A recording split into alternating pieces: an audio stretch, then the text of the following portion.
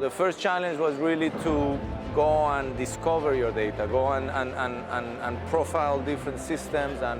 and really get into every single, not just table, but columns and rows and cells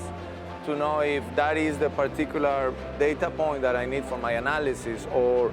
I have this type of data that I need to secure because according to regulations is personal data, or I have a migration and I need to know how many tables I had in this system and I'm moving to another system, and actually I didn't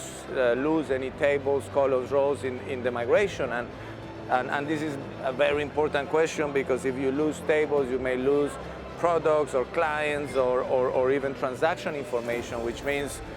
customers are not happy or you lose money. So all this mapping and classification and even cataloging for